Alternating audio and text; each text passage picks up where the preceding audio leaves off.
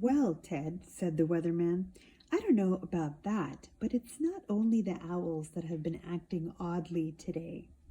Viewers as far apart as Kent, Yorkshire, and Dundee have been phoning in to tell me that instead of the rain I promised yesterday, they've had a downpour of shooting stars.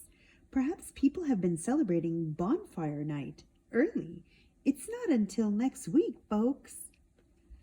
But I can promise a wet night tonight.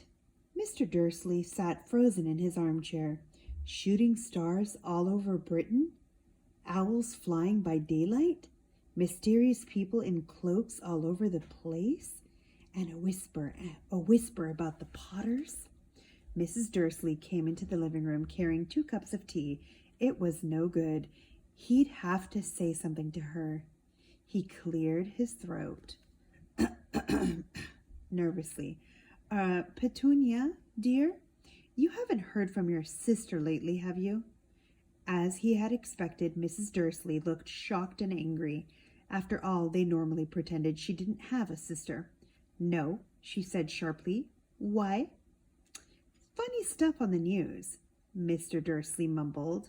Owls, shooting stars, and there were a lot of funny-looking people in town today.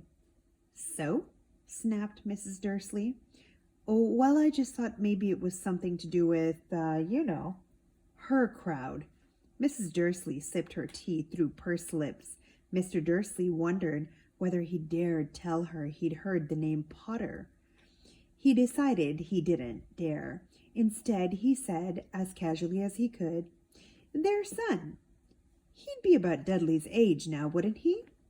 I suppose so, said Mrs. Dursley stiffly. What's his name again? Howard, isn't it? Harry. Nasty common name, if you ask me. Oh, yes, said Mr. Dursley, his heart sinking horribly. Yes, I quite agree. He didn't say another word on the subject as they went upstairs to bed. While Mrs. Dursley was in the bathroom, Mr. Dursley crept to the bedroom window and peered down into the front garden. The cat was still there. It was staring down Privet Drive as though it were waiting for something. Was he imagining things? Could all this have anything to do with the Potters? If it did, if it got out that they were related to a pair of, well, he didn't think he could bear it. The Dursleys got into bed.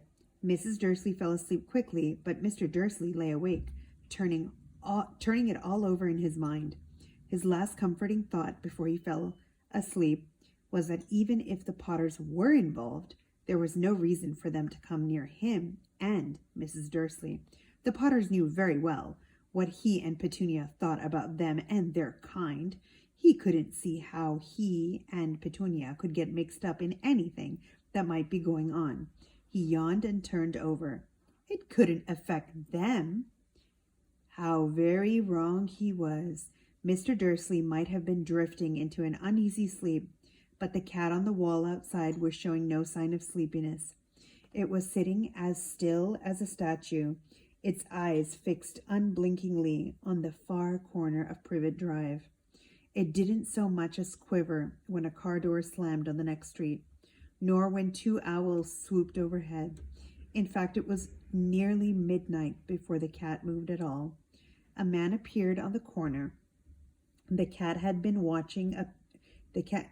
man appeared on the corner the cat had been watching, appeared so suddenly and silently, you'd have thought he'd just popped out of the ground.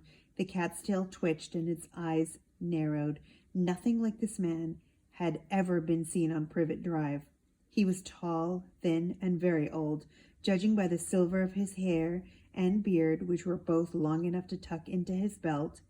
He was wearing long robes, a purple cloak that swept the ground, and high-heeled buckled boots. His blue eyes were light, bright, and sparkling behind half-moon spectacles, and his nose was very long and crooked, as though it had been broken at least twice. This man's name was Albus Dumbledore. Albus Dumbledore didn't seem to realize that he had just arrived in a street where everything from his name to his boots was unwelcome. He was busy rummaging in his cloak looking for something, but he did seem to realize he was being watched, because he looked up suddenly at the cat, which was still staring at him from the other end of the street. For some reason, the sight of the cat seemed to amuse him. He chuckled and muttered, "I should have known." He found what he was looking for in his inside pocket. It seemed to be a silver cigarette lighter. He flicked it open, held it up in the air, and clicked it. The nearest street lamp went out with a little pop. He clicked it again. The next lamp flickered into darkness. 12 times he clicked the put-outer until the only lights left on the whole street were 2 tiny pinpricks in the distance, which were the eyes of the cat watching him. If anyone looked out of their window now, even beady-eyed Mrs. Dursley, they wouldn't be able to see anything that was happening down on the pavement. Dumbledore slipped the put-outer back inside his cloak and set off down the street toward number 4, where he sat down on the wall next to the cat. He didn't look at it, but after a moment he spoke to it. "Fancy seeing you here, Professor McGonagall." He turned to smile at the tabby, but it had gone. Instead, he was smiling at a rather severe-looking woman who was wearing square glasses, exactly the shape of the markings the cat had around its eyes. She too was wearing a cloak, an emerald one. Her black hair was drawn into a tight bun. She looked distinctly ruffled. "How did you know it was me?" she asked. "My dear Professor, I've never seen a cat sit so stiffly." "You'd be stiff if you'd been sitting on a brick wall all day," said Professor McGonagall. "All day? When you could have been celebrating? I must have passed a dozen feasts and parties on my way here." Professor McGonagall sniffed angrily. "Oh, yes, everyone's celebrating all right," she said impatiently. "You'd think they'd be a bit more careful, but no. Even the Muggles have noticed something's going on. It was on their news." She jerked her head back at the Dursleys' dark living room window. "I heard it. Flocks of owls, shooting stars. Well, they're not completely stupid. They were bound to notice something. Shooting stars down in Kent? I'll bet that was Daedalus Diggle. He never had much sense." "You can't blame them," said Dumbledore gently. "We've had precious little to celebrate for 11 years. "I know that," said Professor McGonagall irritably, "but there's no reason to lose our heads. People are being downright careless out on the streets in broad daylight, not even dressed in Muggle clothes, swapping rumors." She threw a sharp sideways glance at Dumbledore here, as though hoping he was going to tell her something, but he didn't, so she went on. "A fine thing it would be if, on the very day you-know-who seems to have disappeared at last, the Muggles found out about us all. I suppose he really has gone, Dumbledore?" "It certainly seems so," said Dumbledore. "We have much to be thankful for. Would you care for a lemon drop?" "A what?" "A lemon drop. They're a kind of Muggle sweet I'm rather fond of." "No, thank you," said Professor McGonagall, coldly, as though she didn't think this was the moment for lemon drops. "As I say, even if you know who has gone, my dear Professor, surely a sensible person like yourself can call him by his name. All this you-know-who nonsense for 11 years, I've been trying to persuade people to call him by his proper name. Voldemort." Professor McGonagall flinched, but Dumbledore, who was unsticking 2 lemon drops, seemed not to notice. "It all gets so confusing if we keep saying you-know-who. I have never seen any reason to be frightened of saying Voldemort's name." "I know you haven't," said Professor McGonagall, sounding half exasperated, half admiring. "But you're different. Everyone knows you're the only one you know Oh, all right, Voldemort was frightened of.